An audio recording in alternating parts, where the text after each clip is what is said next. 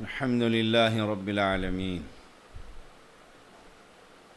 والصلاة والسلام على سيد الأنبياء والمرسلين أما بعد تفسیر القرآن الکریم سورۃ البقرہ آیت نمبر 110 اعوذ باللہ من الشیطان الرجیم وَأَقِيمُوا الصَّلَاةَ وَآتُوا الزَّكَاةَ وما تقدموا لأنفسكم من خير تجدوه عند الله هو خير تجدوه عند الله إن الله بما تعملون بصير وأقيموا الصلاة اور نماز قائم کرو وآتوا الزکاة اور زکوٰۃ دو اور جو نیکی بھی تم اپنی جانوں کے لیے آگے بھیجو گے اسے اللہ کے پاس پالو گے، بے شک اللہ جو کچھ تم کرتے ہو اسے خوب دیکھنے والا ہے۔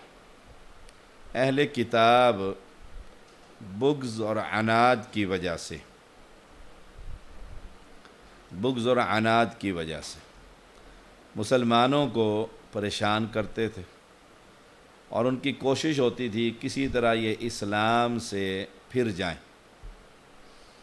مسلمانوں کو ان کے الفاظ، ان کی زبانوں کے تیر، طعن و تشنیع، ان کی آنکھوں کے اشارے کفار اور اہل کتاب اور مشرکین اور منافقین کی گفتگو بڑی تکلیف دہ ہوتی تھی۔ تو اللہ کریم نے مسلمانوں کو کہا کہ صبر کرو، معنی صبر کرو ان کی باتوں پر، اور تمہاری ذمہ داری کیا ہے؟ وَأَقِيمُوا الصَّلَاةَ، نماز قائم کرو۔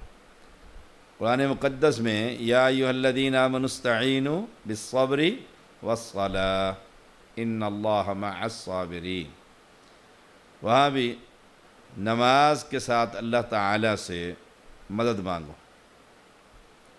بالصبر والصلاۃ، صبر اور نماز کا بڑا گہرا تعلق ہے۔ تو یہاں بھی ان اہل کتاب کی طعن و تشنیع سے صبر کا مظاہرہ کرو، اور وَأَقِيمُوا الصَّلَاةَ وَآتُوا الزَّكَاةَ، نماز قائم کرو اور زکوٰۃ دو، جو فرائض ہیں ان پر محنت کرو۔ نماز کے ذریعے سے اللہ تعالیٰ سے اپنا رابطہ مستحکم مضبوط کرو۔ اقیموا الصلاۃ، نماز کسی بھی حالت میں چھوڑی نہیں جا سکتی۔ مجھے کام ہو گیا ہے، میں سفر میں ہوں، میں شادی پر ہوں، میں جنازے پر ہوں، نماز کا جو وقت ہے، ان الصلاۃ کانت علی المؤمنین کتابا موقوتا، نماز وقت مقرر پر۔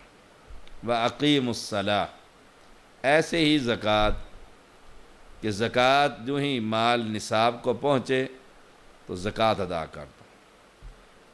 اور سن لو مسلمانوں، صحابہ کو کہا جا رہا ہے اور سبق ساری امت کے لیے، کہ جب بھی تم دعوت کا کام کرو گے، اپنے بھی مداہنت پسند لوگ آپ کے ہمارے دشمن ہوں گے، اور غیر تو ویسے ہی دشمن ہیں۔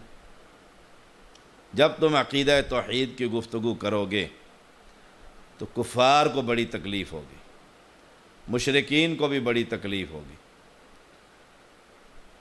تو اس وقت دعات کے لیے بھی، خطباء کے لیے بھی، کسی کے مزاج کے مطابق خطبہ ہی نہیں اترتا ہے، خطبہ ہی مزاج کے خلاف ہے، اسے بڑی تکلیف ہوتی ہے۔ تو فرمایا جب وہ پھر تمہارے خلاف گفتگو کریں گے، تمہیں ذہنی تکلیف ہوگی، تو اس وقت اللہ سے تعلق قائم کرو۔ وَأَقِيمُوا الصَّلَاةَ، نماز قائم کرو، با جماعت نماز کا اہتمام کرو۔ عرب میں اکیلے نماز کا پڑھنے کا تصور تک نہیں، چھوٹا سا بچہ بھی آئے گا تو جماعت کروائے گا، اور ہمارے ہاں مساجد کے اندر لکھا ہوتا ہے کہ دوسری جماعت پر پابندی ہے۔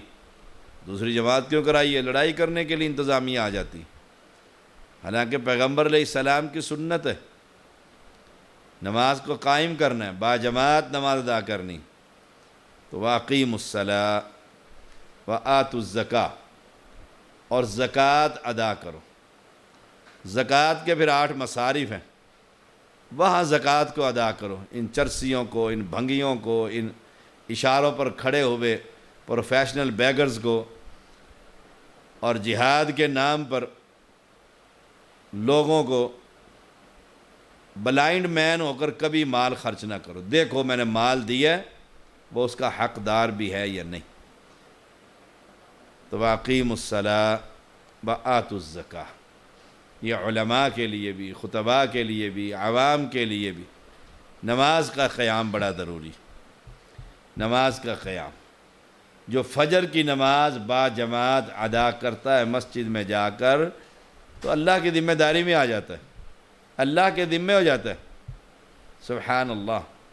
اور جو نماز ہی نہیں پڑھتا، سویا رہتا ہے کہ رات جلسے سے بہت لیٹ فراغت ہوئی ہے، اب اٹھوں گا تو نماز پڑھوں گا، تف ایسے جلسوں پر، ایسے کانفرنسوں پر۔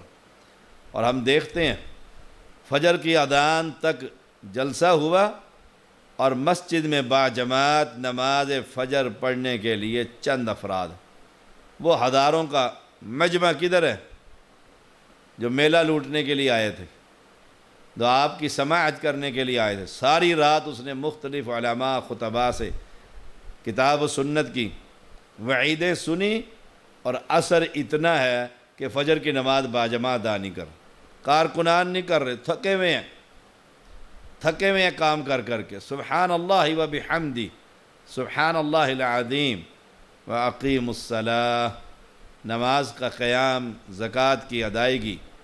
اور تم جو بھی نیکی کرو گے، وما تقدموا لانفسکم من خیر، کوئی بھلائی، کوئی نیکی اپنی جانوں کے لیے آگے بھیجو گے، آخرت کے اندر ذخیرہ آخرت کے لیے، خاموشی کے ساتھ کسی کو لقمہ کھلا دیے، خاموشی کے ساتھ کسی کو کھانا کھلا دیے، خاموشی کے ساتھ کسی کو کپڑے پہنا دیے، کسی کو پانی کا گلاس اور کسی کو کھجور کا دانہ۔ وما تقدموا لانفسکم من خیر، اپنی جانوں کے لیے جو تم آگے بھیجو گے، جو نیکی کا کام کرو گے، اس میں بھی شرطیں ہیں نیکی کے کام میں۔ نمبر 1، ریاکاری سے وہ نیکی پاک ہونی چاہیے، وہ نیکی دکھلاوے اور شہرت سے پاک ہونی چاہیے۔ یہ نہیں کھڑے ہو کر مسجد میں 10 لاکھ میں دوں گا، سارے دیکھ رہے ہیں جی واہ واہ بڑا سخی ہے چودھری، اب ذہن میں یہ ہے کہ لوگوں کے ہاں تو بڑی میری شہرت ہو گئی ہے، میرا نام لکھ لو جی۔ اب وہ مسجد کا خزانچی چکر لگا رہا ہے، اچھا کل آنا جی، کل پہنچ گیا تو پرسوں آنا جی، نام لکھواتے ہوئے تو بڑی جلدی کی تھی۔ اب یہ شہرت، یہ ریاکاری، یہ دکھلاوا، یہ لوگوں کے ہاں اپنی جھوٹی عزت کا چرچا، تو یہ کوئی نیکی نہیں ہے۔ وما تقدموا لانفسکم من خیر۔ اور نمبر 2 نیکی کا خیال کہ وہ پیغمبر کی سنت کے مطابق، شریعت کے مطابق، اسلام کے مطابق تم کوئی چھوٹی سی نیکی بھی کرو گے، کسی جانور کو، پیاسے کو پانی پلا دو گے، تو یاد رکھنا تجدوہ عند اللہ، وہ نیکی تمہاری اللہ کے ہاں تم وجود پاؤ گے۔ جب نامہ اعمال کھلے گا اس میں وہ نیکی وہاں پر لکھی ہوئی ہوگی۔ وہ ایسی کتاب ہے، اقرا کتابک، وہ ایسی کتاب ہے جس کو تو پڑھے گا، کل قیامت دی جائے گی اور حکم ہوگا پڑھ اس کتاب کو، کفا بنفسک الیوم علیک حسیبا، ایسی کتاب ہے، پھر فیصلہ کر لے کہ اس میں نیکیاں ہیں بھی صحیح کہ نہیں۔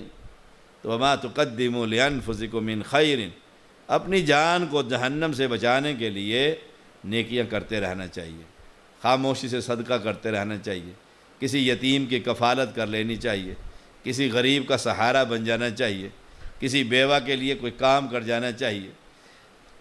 وما تقدموا لانفسکم من خیر تجدوہ عند اللہ، ایسی کتاب میں کہ لا صغیرۃ ولا کبیرۃ الا احصاها ووجدوا ما عملوا حاضرا، جو میں نے نیکی کی چھوٹی سے چھوٹی، بڑی سے بڑی، حاضرہ اس کے اندر موجود۔ تو فرمایا اللہ کریم نے تجدوہ عند اللہ، تم اللہ کے ہاں وہ نیکی پال ہوگی اپنی، وہاں احساس ہوگا کہ میری نیکیاں تو بہت تھوڑی سی ہیں۔ کیوں؟ کچھ ریاکاری کے سر ہو گئیں، کچھ دکھلاوے اور شہرت اور چرچے کے لیے چلی گئیں، کوئی غیر پیغمبر کے طریقے کے مطابق، سنت کے مطابق نیکی نہیں کی، وہ رائے گاں اور ضائع اور برباد ہو گیا، وہ وقت بھی، وہ نیکی بھی، وہ مال بھی، وہ محنت بھی، وہ مشقت بھی، وہ جد و جہد بھی، سب کچھ تجدوہ عند اللہ، اللہ کے ہاں جو لکھی ہوتی ہے چند نیکیاں ہیں جو سنت کے مطابق کی ہیں، باقی کدھر کی میری نیکیاں؟ سبحان اللہ، وَقَدِمْنَا إِلَى مَا عَمِلُوا مِنْ عَمَلٍ فَجَعَلْنَاهُ هَبَاءً مَنْثُورًا، اڑا دی جائیں گی یہ نیکیاں جو ہمارے ذہن میں، یہ بہت بڑے بڑے پہاڑ ہیں نیکیوں کے، جو عقیدے سے خالی اور سنت سے خالی۔ فرمایا تجدوہ عند اللہ، اللہ کے ہاں تم اس نیکی کو پالو گے۔ ان اللہ بما تعملون بصیر، بے شک جو کچھ تم کرتے ہو اسے اللہ خوب دیکھنے والا ہے، وہ تو بادشاہ ہے، اس کی نظر سے ایک کیڑا ہوتا ہے نا، حشرات چھوٹا سا، اس کے اندر جو خون چل رہا ہے وہ چیز بھی رب دیکھتا ہے، سبحان اللہ۔ صحراؤں میں، دریاؤں میں، سمندروں میں، تہوں میں، زمین کے اندر، ساتوں زمینوں سے نیچے اور ساتوں آسمانوں میں، سب سے پہلے آسمان پر، وہ عرش معلیٰ سے ہر شے کو دیکھنے والا، بصیر، اس سے کوئی چیز چھپ نہیں سکتی، وہ خوب دیکھتا ہے اس کی نیکی کیسی۔ وہ اس دل کے اندر جو ریاکاری ہے، دکھلاوا ہے، چرچہ ہے، شہرت ہے، کہ اس لیے خطبے دے رہا ہوں کہ لوگوں کے ہاں مقام اور حیثیت اور لوگوں کے ہاں واہ واہ، وہ اس دل کی ایک ایک شے کو دیکھتا ہے، پورے جسم کے اندر چلنے والے خون کے ایک ایک قطرے کو جانتا اور دیکھتا ہے۔ تو جو تم نیکی کرو گے اللہ کے ہاں پالو گے۔ وَقَالُوا لَن يَدْخُلَ الْجَنَّةَ إِلَّا مَنْ كَانَ هُودًا أَوْ نَصَارَىٰ قُلْ هَاتُوا بُرْهَانَكُمْ إِن كُنتُمْ صَادِقِينَ، اور انہوں نے کہا جنت میں ہرگز داخل نہیں ہوں گے مگر جو یہودی ہوں گے یا نصارہ۔ وَقَالُوا لَن يَدْخُلَ الْجَنَّةَ إِلَّا مَنْ كَانَ هُودًا أَوْ نَصَارَىٰ تِلْكَ أَمَانِيُّهُمْ، یہ ان کی آرزویں ہیں۔ قُلْ هَاتُوا بُرْهَانَكُمْ إِن كُنتُمْ صَادِقِينَ، کہہ دو لاؤ اپنی دلیل اگر تم سچے ہو۔ یہودیوں نے کہا تھا جنت میں ہرگز داخل نہیں ہوں گے مگر جو یہودی ہوں گے، اور کوئی جنت میں جائے گا ہی نہیں۔ ان کا یہ زوم، یہ گھمنڈ کہ ہم جنت میں جائیں گے۔ اور نصارہ نے کہا جنت میں ہرگز داخل نہیں ہوں گے مگر جو نصارہ ہوں گے، انہوں نے کہا صرف عیسائی جائیں گے اور کوئی بھی نہیں جائے گا۔ یہودی کہنے لگے صرف یہودی جائیں گے اور کوئی نہیں جائے، اور عیسائیوں نے کہا صرف عیسائی جائیں گے، کیونکہ ان میں سے کوئی فریق بھی دوسرے کے جنت میں جانے کا عقیدہ نہیں رکھتا تھا۔ یہودی عیسائیوں کے خلاف، عیسائی یہودیوں کے خلاف۔ اب اللہ کریم اور یہ آ کر کہا کرتے تھے رسول اللہ صلی اللہ علیہ وسلم کو بھی اور صحابہ کو بھی کہ ہم چند دن کے لیے اگر گئے بھی صحیح اپنے گناہوں کے سبب سے، چند دن کے لیے، اس کے بعد سارے مسلمان جہنم میں جائیں گے۔ سبحان اللہ و بحمد۔ اللہ کریم نے ان کا جواب تِلْکَ أَمَانِیُّ، یہ تو ان کی آرزویں، ان کی حقیقت سے اس کا کوئی تعلق نہیں، حقیقت سے کوئی تعلق نہیں، یہ آرزویں ہیں۔ اپنے دماغ میں بات گھڑی اور پھر اس کے دلائل اکٹھے کرنے شروع کر دی۔ قرآن مقدس نے کہا تمہاری یہ آرزو ہے، اچھا اگر تم اس دعوے میں سچے ہو کہ ہاں دوزخ میں صرف، جنت میں صرف یہودی ہی جائیں گے یا جنت میں صرف عیسائی ہی جائیں گے، تو قُلْ هَاتُوا بُرْهَانَكُمْ، لاؤ پھر کوئی دلیل لے کر آؤ کہ تورات میں لکھا ہوا ہو، قرآن مقدس کے اندر تمہارے پاس کسی صحیفے میں لکھا ہو، کوئی تختی تورات کی موجود ہو۔ سبحان اللہ و بحمدہ، سبحان اللہ عظیم۔ امام راضی رحمہ اللہ فرماتے ہیں اس آیت سے یہ بات ثابت ہوئی کوئی بھی دعویٰ کرنے والا خواہ نفی کا دعویٰ کرے یا اثبات کا دعویٰ کرے، تو دعوے کے اندر اثبات پر اس شخص کو الدلیل علی المدعی، جو دعویٰ کرتا ہے اس کے ذمے ہوتی ہے دلیل دینا۔ جیسے ختم دیتے ہیں جمعرات کی، پیر عبد القادر کی، وہ ختم دے رہے ہیں، اب ہمیں کہتے ہیں جی منع دکھاؤ، الدلیل علی المدعی، دعوت تم نے کیا، عمل تم نے کیا، دلیل تمہاری ذمہ داری ہے۔ تم دکھاؤ کہ یہ غیر اللہ کی نظر و نیاز قرآن و مقدس میں، احادیث مبارکہ میں یہ جائز ہے۔ ہم تو دکھا دیں گے قرآن مجید میں حرمت علیکم المیتۃ والدم ولحم الخنزیر، قرآن مقدس میں سورۃ المائدہ، اور سورۃ المائدہ کی آیت نمبر،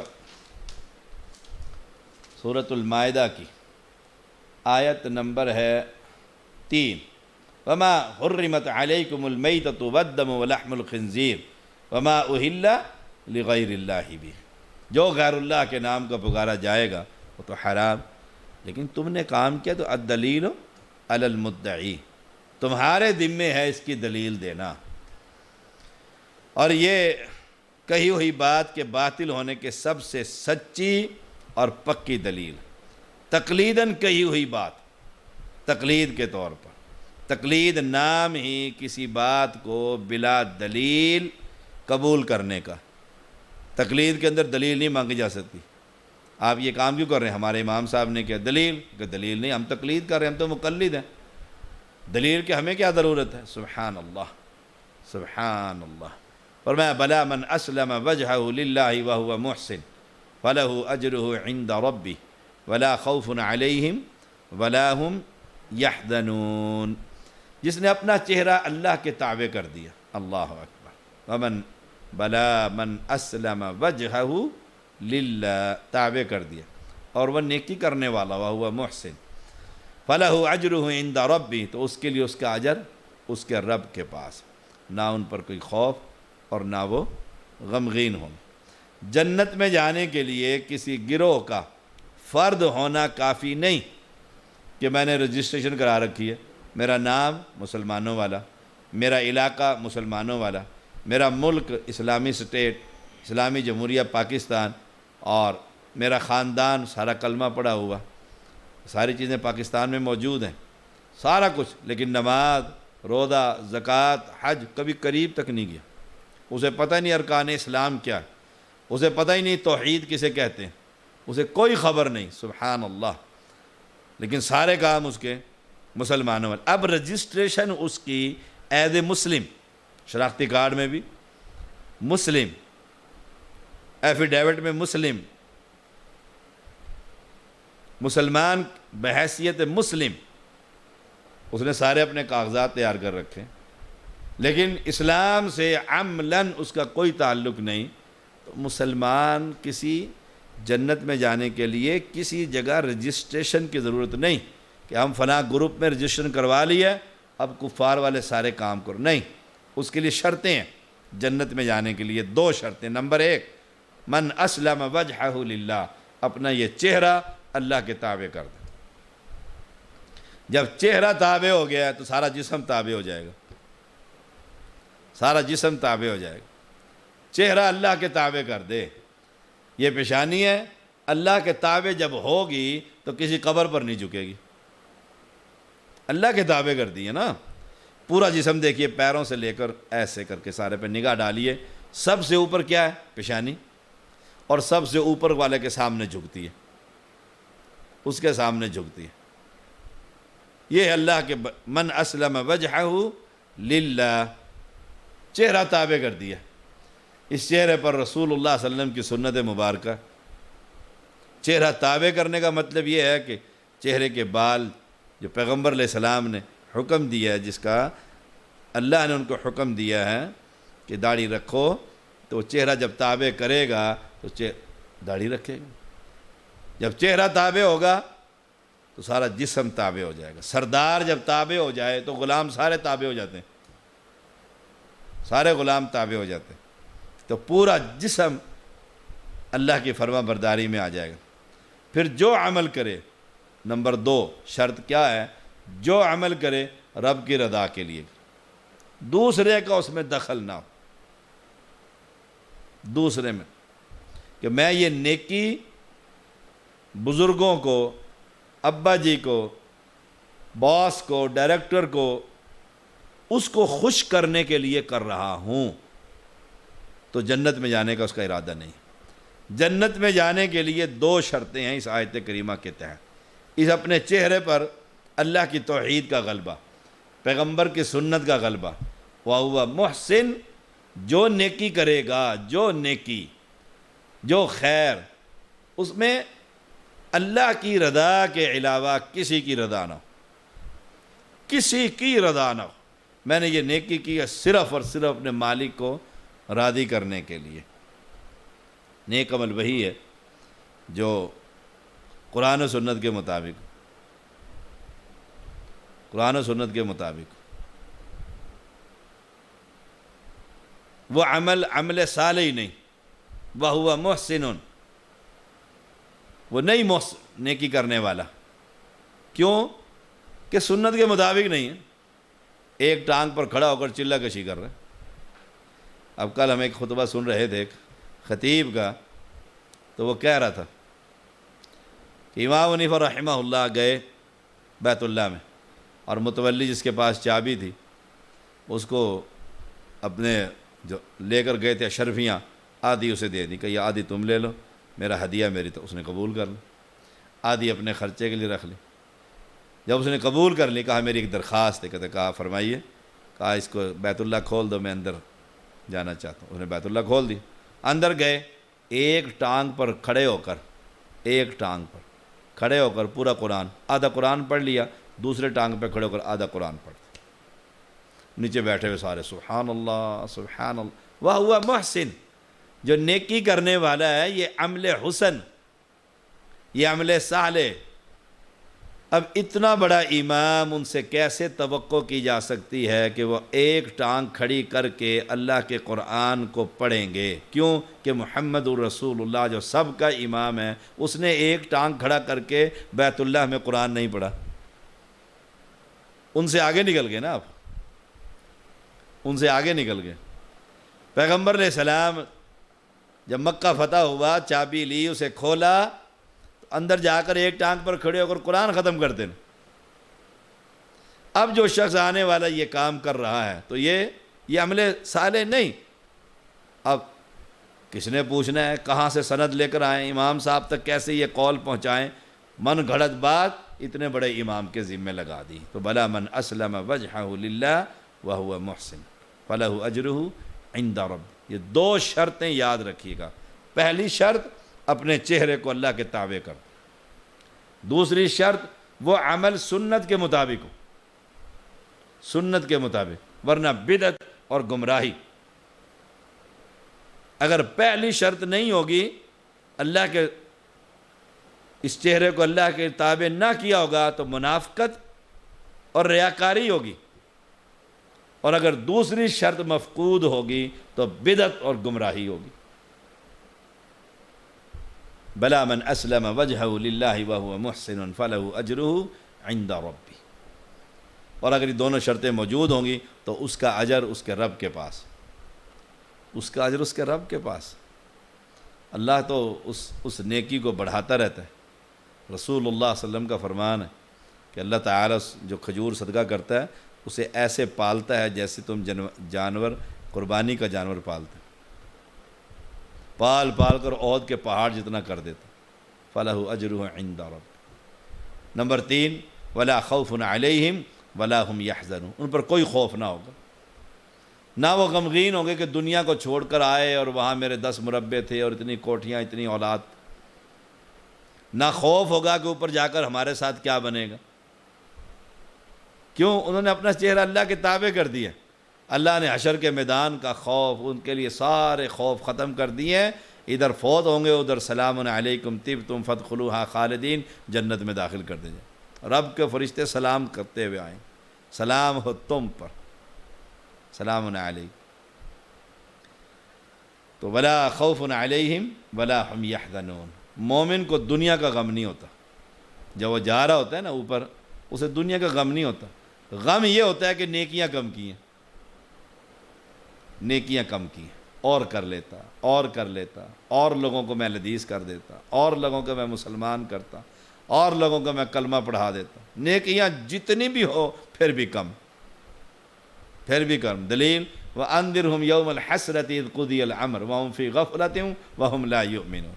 یوم الحسرت کا جو دن ہے، حسرت کا دن، نیکی کرنے والوں کے لیے حسرت کا دن ایسے ہوگا کہ وہ اپنی نیکیوں کو دیکھ کر کہیں گے کہ بڑی تھوڑی نیکیاں کی، سارا دن میں اپنی کمائی ہی کرتا رہا، بچوں کو پالتا رہا اور بچوں کے ساتھ کھیلتا رہا اور ان کاموں میں لگا رہا، اصل کام تو یہ تھا کہ میں کچھ دین کی خدمت کر آتا، دین کے لیے کچھ کر جاتا، تو ولا خوف علیہم ولا هم یحزنون، نہ وہ غمگین ہوں گے، انہیں کوئی غم نہیں ہوگا، نہ کوئی خوف نہ کوئی غم۔ اللہم اجعلنا منہم، اللہ ہم سب کو ان میں سے کر۔ وقالت اليہود لیست النصارى على شيء وقالت النصارى لیست اليہود على شيء وهم يتلون الكتاب كذلك قال الذين لا يعلمون مثل قولهم فالله يحكم بينهم يوم القيامة فيما كانوا فيه يختلفون۔ یہودیوں نے کہا نصارہ کسی چیز پر نہیں، اور نصارہ نے کہا یہودی کسی چیز پر نہیں، حالانکہ وہ کتاب پڑھتے ہیں۔ اسی طرح ان لوگوں نے بھی جو کچھ علم نہیں رکھتے ان کی بات جیسی بات کہی۔ اب اللہ ان کے درمیان قیامت کے دن اس کے بارے میں فیصلہ کرے گا جس میں وہ اختلاف کیا کرتے تھے۔ تورات میں عیسیٰ علیہ السلام کی نبوت کا ذکر موجود تھا، یہودی پڑھتے بھی تھے اور جانتے بھی تھے۔ تورات موسیٰ علیہ السلام صاحب شریعت پیغمبر، اس میں یہودی پڑھتے تھے کہ عیسیٰ علیہ السلام نے آنا ہے، اور انہیں علم بھی تھا کہ عیسیٰ علیہ السلام نے آنا ہے، لیکن یہاں کیا کہہ رہے ہیں اس آیت کریمہ میں دیکھ لیجیے۔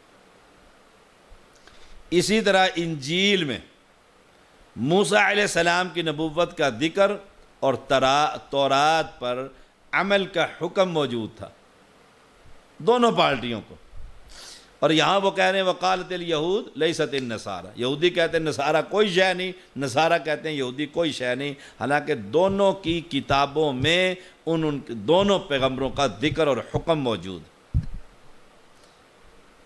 عیسائی اسے پڑھتے بھی تھے، یہودی بھی پڑھتے تھے، عیسائی بھی پڑھتے تھے۔ یہودی پڑھتے تھے عیسیٰ علیہ السلام آئیں گے، اور عیسائی پڑھتے تھے کہ موسیٰ علیہ السلام پیغمبر اور ان کی تورات اور ان پر حکم، ہماری ذمہ داری اس پر عمل کرنا، حکم موجود ہے، مگر تعصب اور ضد اور عناد اس نے ان کو حق قبول کرنے سے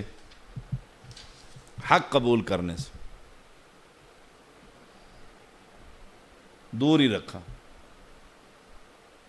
ایک دوسرے پر فتوے لگاتے رہے، کہا تمہارے پاس کوئی شے، تم کسی چیز پر نہیں، وہ کہتے ہیں تم بھی کسی چیز پر نہیں، بالکل من و عن۔ ایسے ہی آج کے مسلمان فرقوں میں تقسیم ہوئے اور اتنے فرقے بنے، اور ہر ایک نے یہ جانتے ہوئے کہ دوسرے فرقے کی بات کتاب و سنت کے مطابق ہے اسے غلط اور اپنے فرقے کو صحیح قرار دیا۔ ایسی معنوی تحریف کی قرآن مقدس کی، ایسی احادیث مبارکہ کی تعویلیں کی کہ اللہ کی پناہ، العیاذ باللہ۔ یہ مسلمان بالکل یہودیوں اور عیسائیوں کے نقش قدم پر چلے، بالکل چلے۔ ہاں کوئی ایسے سادے ہوتے بھی ہیں، ایک مرتبہ ہمارے فیملی کے ایک ممبر فوت ہو گئے ہیں، وہ ہمارے ہاں آئے، انہیں بتایا گیا کہ تمہاری کتابوں میں یہ کچھ لکھا ہے۔ اس نے کہا ایسا نہیں ہو سکتا۔ اس نے کہا چلو سامنے مسجد ہے وہاں گئے، سید اسحاق شاہ وہاں پر گیلانی موجود تھے، بڑے جلالی پیر تھے اور بزرگ تھے، معروف پیر مبارک شاہ کے بیٹے ہیں۔ ان سے کہا کہ فقہ کے اندر ایسا سے لکھا، اس نے کہا بالکل لکھا ہے، اس میں کون سی ایسی بات؟ کئی ایسے ہیں جو سچ کہہ دیتے ہیں۔ اب بھائی وہ گھر واپس آئے تو وہ کہنے لگے کم از کم یہ کہہ دیتا ہے نہیں لکھا ہے، اسے سچ بولنے کی کیا ضرورت ہے، بے عزتی کروا دی۔